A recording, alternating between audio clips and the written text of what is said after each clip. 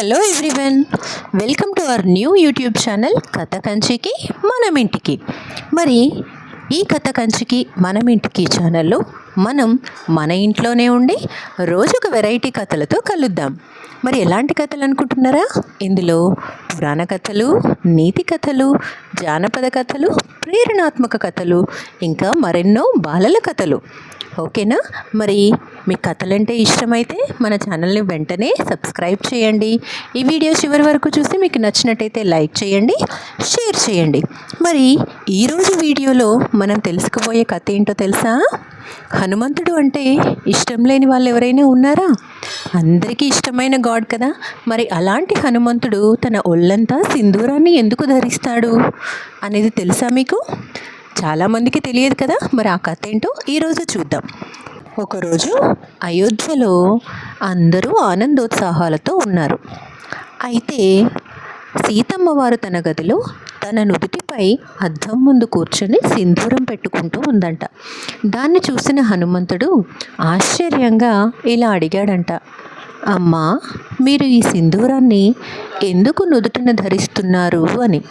అప్పుడు సీతమ్మ ప్రేమగా నవ్వి ఇలా చెప్పింది, హనుమా, ఇది నా భర్త అయినటువంటి శ్రీరాముడి దీర్ఘాయుష్షు కోసము, ఆయురారోగ్యాల కోసము, మరియు ఆయనకు ఎల్లవేళలా మేలు కలగాలని నేను ఈ సింధూరాన్ని ధరిస్తాను అంతే అని చెప్పిందంట. అప్పుడు హనుమంతుడికి మనస్సులో ఒక ఆలోచన వచ్చింది. అమ్మ కేవలం కొద్దిగా సింధూరం నుదుటిన పెట్టుకుంటేనే నా రాముడికి అంత మేలు కలుగుతుందా? అయితే నేను నా శరీరం అంతా సింధూరం పూసుకుంటే అమ్మో, నా ప్రభువుకి ఇంకా ఎక్కువ మేలు జరుగుతుంది కదా అని వెంటనే వెళ్ళి తన శరీరం మొత్తం సింధూరంతో నింపేసుకున్నాడంట. ఇక తల నుంచి కాళ్ళ వరకు ఎర్రగా మారిపోయి సభలోకి వచ్చాడంట. అక్కడున్న వారందరూ ఆశ్చర్యపోయారు హనుమంతుని చూసి. అప్పుడు శ్రీరాముడు నవ్వుతూ అడిగాడు, హనుమా, ఏమిటిదంతా, ఎందుకిలా?